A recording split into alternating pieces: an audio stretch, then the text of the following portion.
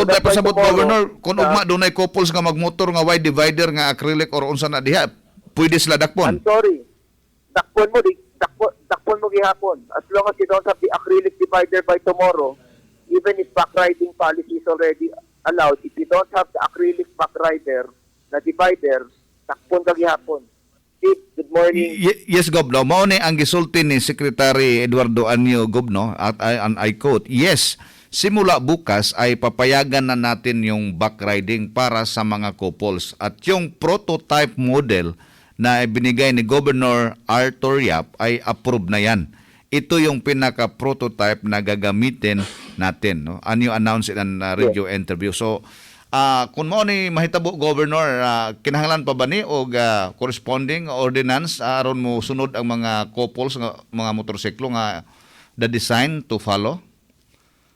Yes, because gidistribute na ako sa mga mayor. Last week pa ang tanang mayor nakadawat na sila ng ug akong ipadani mo tips sa imuhang Viber. Ipadana ako ang mga pictures karon ug ang mga measurements para pwede pud nato i-post sa DYRD. Chronicle na website.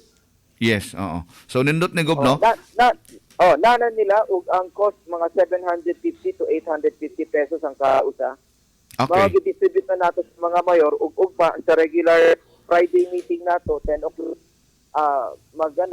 makikpulong ko sa atong mga mayor for the final scheme sa proseso sa pagpa-approve ba sa mga family backriders. Kaya ang uban labang mga lungsod tili governor gagama na pug ordinansa no nga gabawal sa backride. So most likely mausob pud tingalin ang maong mga ordinansa governor. Yes, pwede naman sila mag-file ng mga amendments sa ilang mga local na ordinansa. Gob, no, ang ako lang sugyot ani Gob nga if you leave it to the discretion of the mayors, kinanglan nga kanag yung imong prototype ipatuman kanang imong design ba? Dili kay galig discretion na po ni mayor nga maghimo-himo sila kaugalingong design nila. Kinanglan nga imo yung design may sungdon kay mao man ay gisunod sa kining IATF sa Manila, Gob.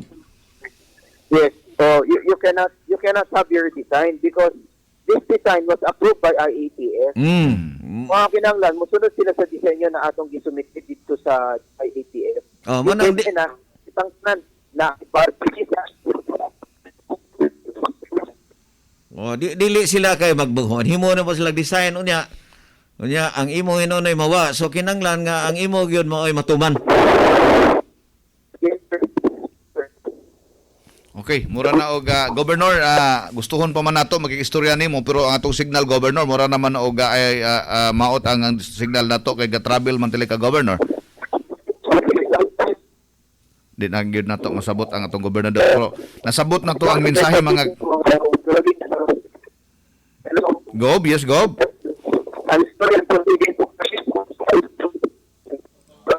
Disud na Gob, di na ka na ito mabasa, Gob, no? Kana, Gob. Yes, Gob, go ahead, Gob. Okay, murag mas maayo na Gob. Di nga po, no? Okay. Ato na laman, Governor, sa laing higayon, ako amo kang interviewon, Governor, no? Kay ang atong signal, dili na maayo, we understand you are mobiling. Salamat kayo Governor ug salamat pud niining imuhang giendorso nga design to anyo nga na-approve na ni andyan tomorrow ugma magsugod na nga ang mga couples pwede na mag-backride Governor usap pug kas nakaingon ani nga naingon ani ni Governor Yap.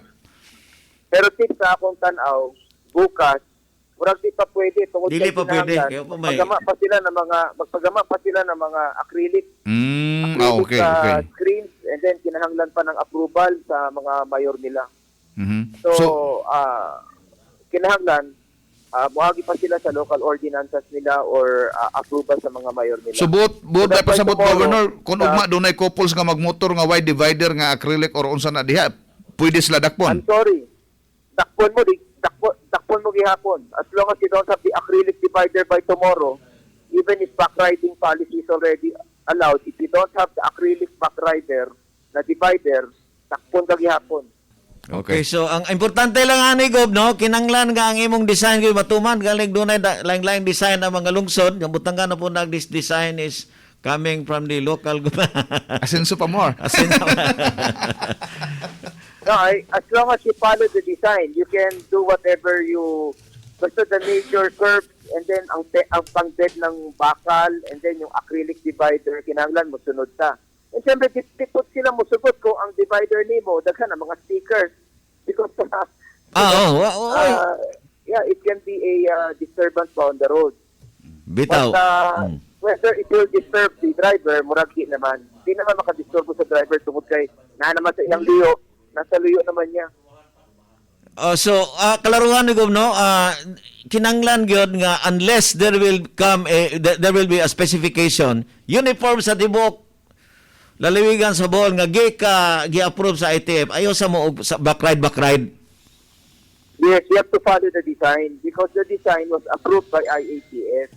Sa Okay. panahon nga natin mga laing mga design, then okay, sunod po ka sa design gihapon. So this is not just a design, and then you attach it into your conveyance. Napot health safety consideration. Okay, di lang pod ang kining design apan kinanglan mag-helmet pod. Di na kinanglan, sorry. Oh. Sorry. Gob. Dili na makinanglan mag-helmet ang backride? Kinanglan mag-helmet gihapon. Okay. So, tinudad, sis, ako, this morning, sis, mobiling towards Sagbayan right now, passing through, I'm going to Clarin, motoring through Carmen, Sagbayan. Grabe, taga na mga badlongon din. Grabe, I have to stop 3 times. 3 times, grabe, para ko tungkol kay mga nag-backrider, tulo sila, dupa sila, why face mask, why helmet. Purbida. Grabe,